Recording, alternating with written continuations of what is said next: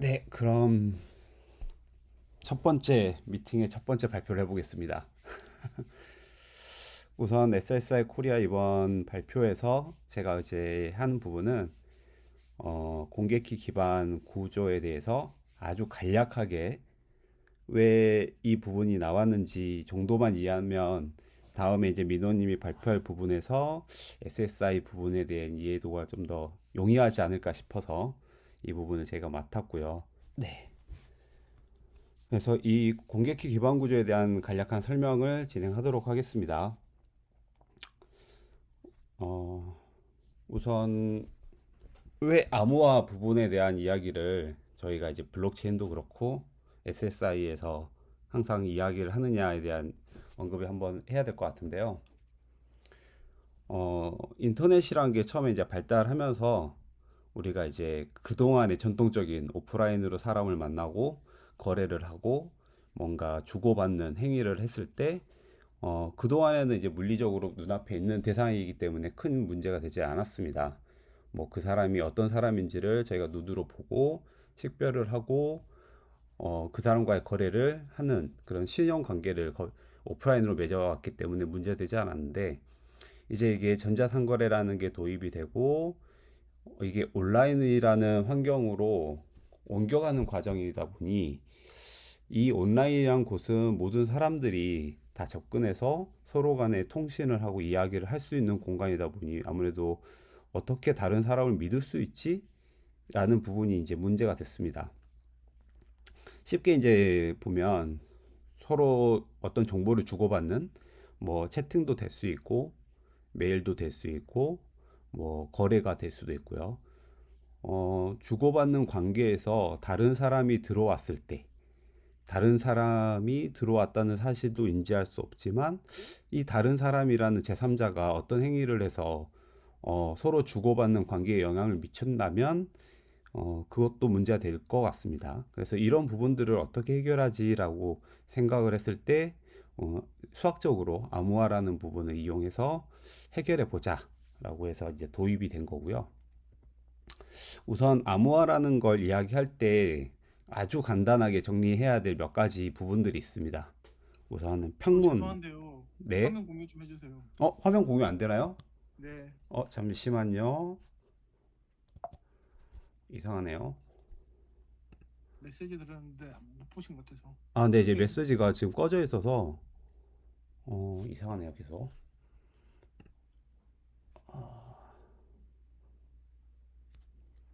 이제 화면 보이실까요?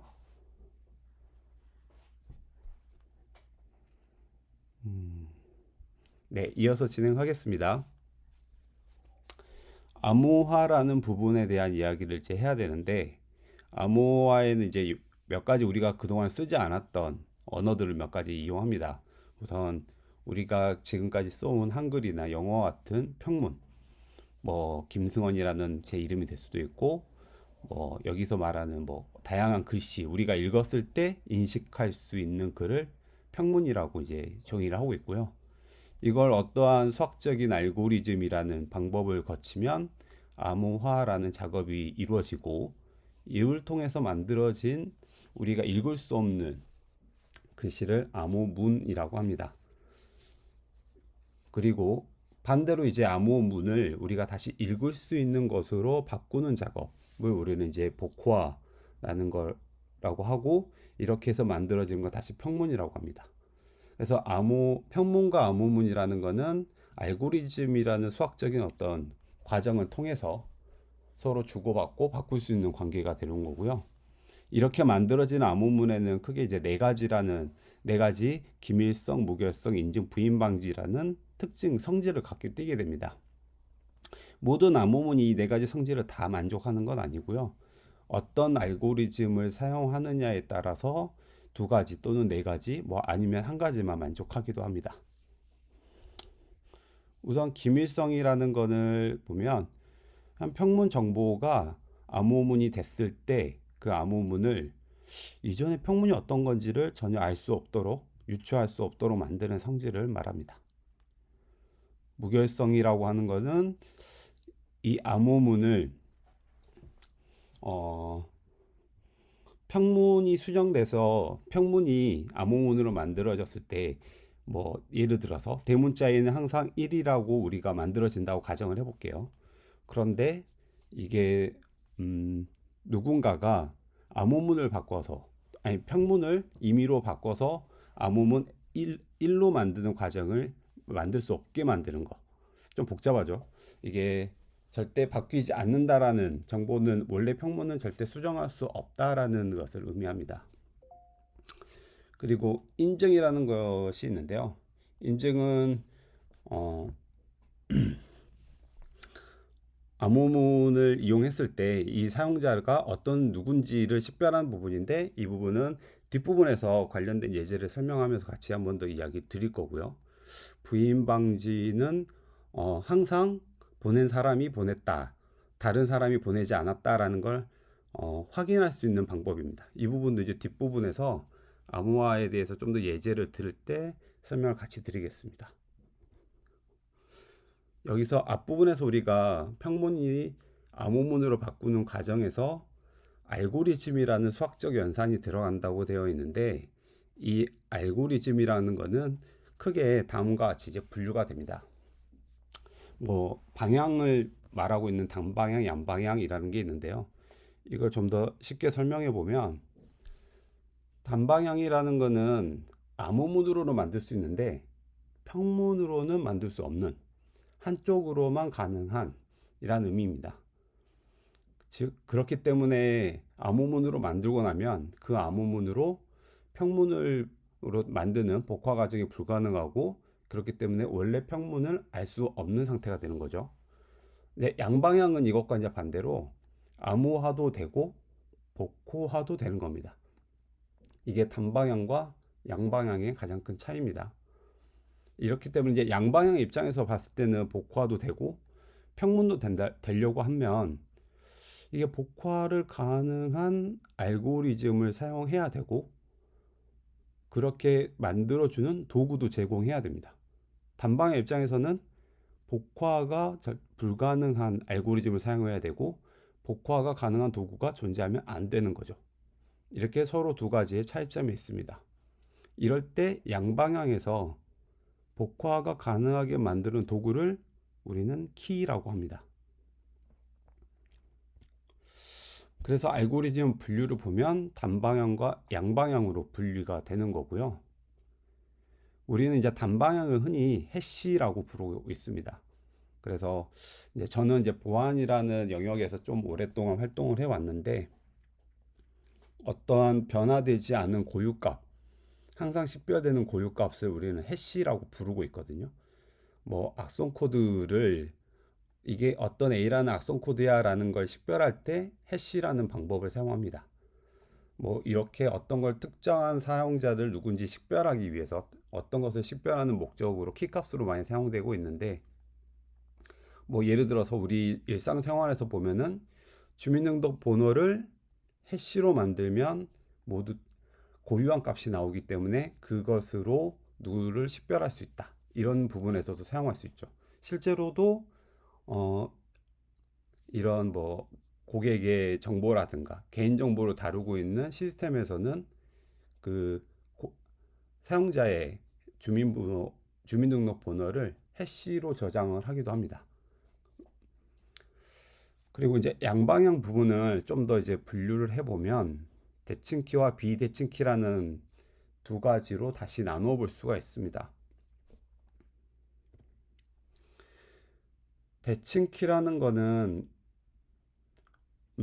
암호화와 복호화라는 작업을 할 때 같은 키를 사용한다라는 의미고요. 비대칭키는 암호화와 복호화를 할 때 서로 다른 키를 사용한다는 의미입니다. 그래서 대칭키를 먼저 살펴보면 어떤 글자가 있을 때 여기서 이제 분산 신원과 자기 주권 신원이라는 글자가 있을 때 이걸 비밀키로 암호화를 하면 어떤 알 수 없는 문자열이 되고요. 이걸 다시 비밀키로 복호하면 우리가 읽을 수 있는 다시 글씨가 되는 겁니다. 이렇게 암호화와 복호할 때 동일한 키를 사용하는 것을 우리는 대칭키 암호화라고 합니다. 비대칭 키는 암호화와 복호할 때 서로 다른 키를 사용한다고 되어 있는데 비대, 비대칭 키는 알고리즘의 특성상 공개키 개인키라는 이름으로 불리고 있습니다. 이 부분은 조금 후에 이제 좀 더 설명을 드릴 텐데요. 우선 키가 두 가지가 있다, 서로 다른 키가 두 가지가 있다라고 생각하면 됩니다. 그럴 때 이 두 가지 키를 어떤 걸로 암호하느냐, 어떤 걸로 복호하느냐에 따라서 서로 다른 의미를 갖게 됩니다.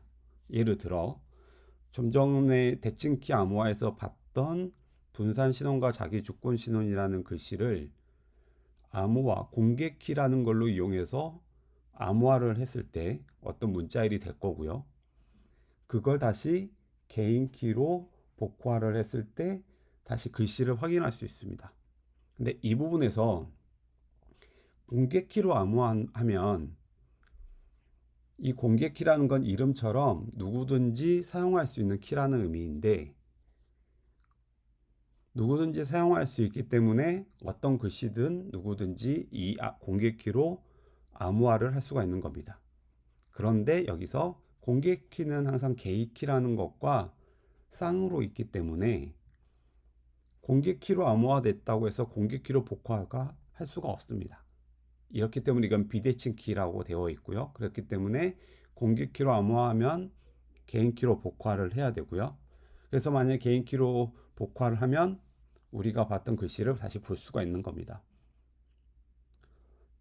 다시 이걸 이제 개인키로 암호한다고 이제 가정을 해보면 그 글씨를 개인키로 암호화해서 개인키는 말 그대로 나만 갖고 있는 키라고 이제 정의를 하는데 나만 갖고 있기 때문에 나만 암호화할 수 있고 이걸 어떤 문자열로 이제 변환을 해서 암호화가 됩니다. 이렇게 암호화된 것을 개인 키로는 당연히 이제 복화가 안 될 것이고요. 비대칭 키이기 때문에 공개 키로만 복화가 가능합니다. 공개 키로 복화하면 다시 원래 글씨가 보이는 거고요. 이 두 가지의 차이점이 뭐냐면 공개 키라는 걸로는 이제 누구든지 사용할 수 있다. 공개라는 단어가 붙어 있잖아요. 이름이 붙어 있잖아요. 그런 것처럼 누구든지 접근할 수 있는 키라는 의미이기 때문에 누구든지 암호화할 수 있고 개인 키는 개인만 갖고 있는 키라는 의미라서 나만 공개 키와 같이 노출되지 않은 내가 갖고 있는 키라는 의미가 됩니다. 그래서 나만 풀 수 있게 되는 거죠. 즉 누가 암호화했는지는 모르겠는데 나만 열어볼 수 있는 거죠. 그럼 나만 열 수 있다는 거는 이게 어디든 나가 있어도 그 원래 데이터를 알 수가 없는 그 상태가 되는 겁니다. 반대로 이제 개인 키로 암호화를 하게 되면 나만 그 키를 갖고 있으니까 내가 암호화를 할 수가 있고요. 나만 암호화를 할 수 있고 그건 공개 키로만 풀 수가 있기 때문에 누구든지 풀 수가 있습니다. 즉 내가 암호화했다는 것을 확인할 수 있는 거죠. 다시 앞으로 잠깐 넘어가 보면 기밀성, 무결성 인증 부인 방지라는 이야기를 앞서 잠깐 드렸는데 기밀성이라는 거는 평문 정보를 알 수 없는 상태. 암호화가 되면 다 평문 정보를 알 수 없겠죠. 그게 대칭 키든 비대칭 키든 또는 단방향이든 양방향이든 평문 내용은 암호화가 되면 누구든지 알 수가 없습니다. 그리고 무결성이란 거는 그래서처럼 정보, 이게 여기서 평문 정보를 수정할 수 없다라는 의미인데 이거는 뭐 당연한 것 같고요. 인증이란 부분은 식별하는 거라고 했잖아요. 이거는 해시 단방향 암호화는 이제 큰 의미가 없습니다. 왜냐하면 이거는 복호화 대상이 아니기 때문이죠. 양방향 암호화만 복호화를 해야 되는 대상이 되고 그 중에서도 이 인증이라는 것은 그 키, 양방향에서 사용했던 공개키와 개인키에서 개인키, 나만 갖고 있는 키로 암호화를 해서 전달을 하면 누구든지 열어볼 수 있다. 열었을 때 의미 있는 읽을 수 있는 어떤 데이터가 된다라고 되면 이건 개인 키를 갖고 있는 사람만이 암호화를 했구나라는 인증이 되는 거죠. 부인 방지도 같은 겁니다. 부인 방지를 우리는 다른 의미로 이제 서명이라고 하고요. 실제로 인증과 부인 방지는 큰 차이는 없는 것처럼 보입니다. 다시 이전으로 돌아가면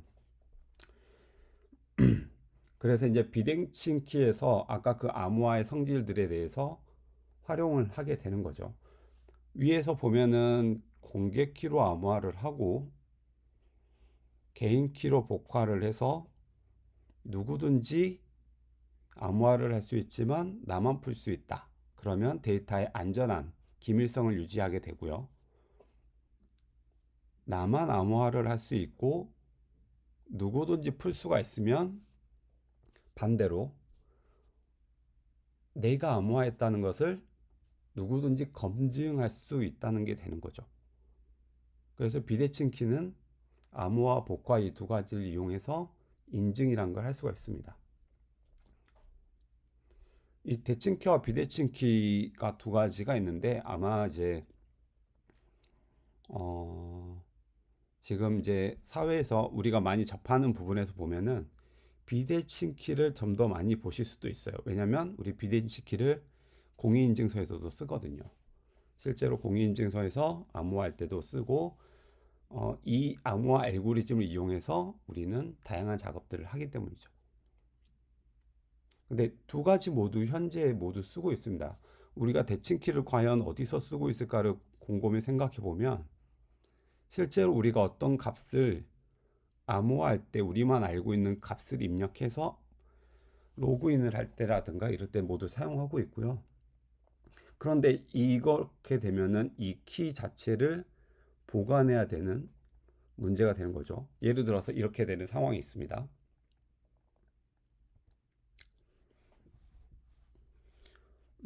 제가 이제 송신자입니다. 제가 이제 보내는 사람인데 제가 어디 사이트에 로그인하려고 데이터를 보냅니다. 그럴 때 제가 아이디하고 패스워드를 보내게 되겠죠. 그럴 때 제가 보낼 때 저는 패스워드를 평문으로 당연히 보낼 수가 없으니 암호문으로 보내고 싶습니다. 그러면 방법이 두 가지가 있습니다. 우선 대칭키를 쓰는 방법. 두 번째는 비대칭키를 쓰는 방법이 있겠죠. 근데 대칭키를 쓴다고 우선 가정해 보겠습니다. 그러면 내가 아이디와 패스워드를 대칭키로 암호화해서 전달을 합니다. 그러면 수신자 입장에서는 이걸 받았을 때 복화를 해야 원래 내 아이디와 패스워드가 보일 텐데 그러면 이걸 복화하기 위해서는 비밀키를 알아야 됩니다. 근데 비밀키를 알 수 있는 방법이 뭐가 있을까요? 물론 이제 물리적으로 직접 전달해 주는 방법도 있겠지만 우리가 인터넷이라는 환경에서는 직접 전달할 수가 없으니 다른 방법으로 전달해 줘야 됩니다. 쉽게 생각했을 때 그냥 비밀키를 뭐 메일이라든가 파일 형태로 전달을 해주는 방법이 있겠죠. 그러면 그건 인터넷에 올라가게 되는 거고 우리는 보통 보안이라는 영역에서는 평문으로 인터넷에 올라갔다 그러면 노출됐다고 판단을 합니다. 물론 이제 실제로 해커가 그걸 탈취해서 악용되거나 하진 않더라도 인터넷에 공개가 되어 있다. 인터넷에 평문으로 한 번이라도 흘렀다. 그럼 노출됐다고 판단을 하는데 그런 입장을 가정했을 때는 비밀키라는 게 인터넷에 평문으로 저장되는 순간 문제가 되는 거죠. 실제로 이렇게 이제 중간에 해커가 개입이 된다면 충분히 위변조를 해서 양쪽 송신자와 수신자 간에 서로 다른 정보를 주고받을 수 있도록 가운데서 작업을 할 수도 있습니다. 그래서 비밀키를 어떻게 전달을 하느냐가 문제가 됩니다. 이 부분을 해결하기 위해서 우리는 양방향 키를 쓰는 거죠. 그 중에서도 이제 비대칭 키를 쓰게 되는 겁니다. 비대칭 키를 쓴다는 거는 서로 하나는 공개 키가 있고 하나는 개인 키가 있는데 내가 개인 키로 암호화해서 전달을 하고 공개된 거는 공개 키는 인터넷에 열려 있으니까 그걸 받는 사람이 내가 보낸 그 암호화 데이터와 공개 키를 이용해서 열어보면 이건 인증이 되면서 평문 정보를 보기 때문에 이거는 암호화가 정상적으로 이루어진 사람이구나. 내가 보내는 게 맞구나라는 게 인증이 되겠죠. 하지만 여기서도 문제가 하나가 있습니다. 공개 키를 어떻게 다시 수신자에게 안전하게 보낼 수 있을까요? 이것도 분명히 공개 키가 인터넷에 오픈되어 있습니다. 오픈된 어딘가에 있는 인증키를 누군가 받아서 변조를 해서 다른 정보를 준다면 이것 또한 공개키 암호화 알고리즘의 문제점이 되겠죠. 그래서 이런 부분들을 해소하기 위해서 중간에 인증이라는 기관을 하나가 들어가게 됩니다. 즉, 여기에서 받은 것만 우리가 안전한, 확인된, 올바른 것이라고 판단을 하겠다는 거죠.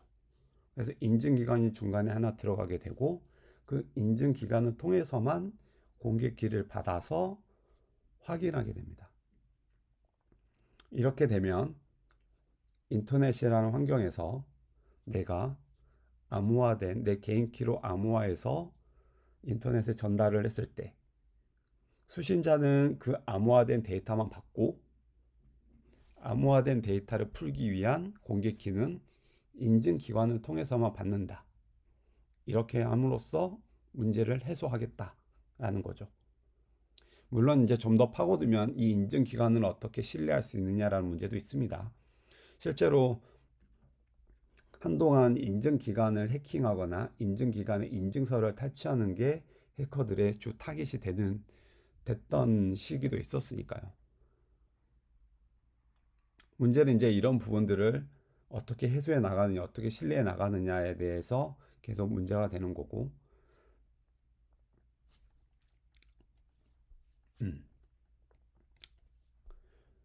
그렇기 때문에 이 공개키 암호화 알고리즘은 실제 암호화 알고리즘이 어떻다라는 것보다는 공개키 암호화된 인프라가 PKI에서 I가 인프라거든요. 그 인프라 환경이 어떤 식으로 흘러 들어가서 우리는 암묵적인 신뢰라는 단어를 획득할 수 있느냐를 이야기하는 겁니다.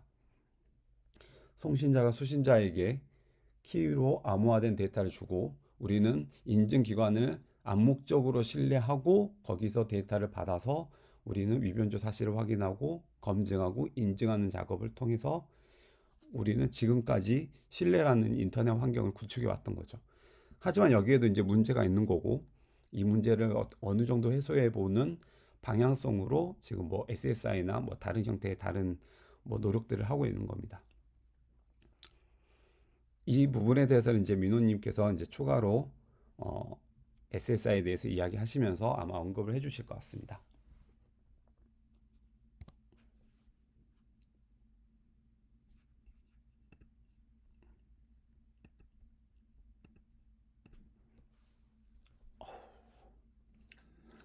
감사합니다. 제가 지금 목 상태가 많이 좋지 않아서 듣기 좀 불편하셨을 텐데 죄송합니다. 중간에 제가 네. 그 화면 공유 안 돼서 끼어든 부분 있잖아요. 그 부분 편집을 좀 해주세요. 네, 잘라서 제가 네, 올리겠습니다. 잘라서요. 자 민우님 연속해서 발표를 좀 해주십시오. 전 끌게요. 네.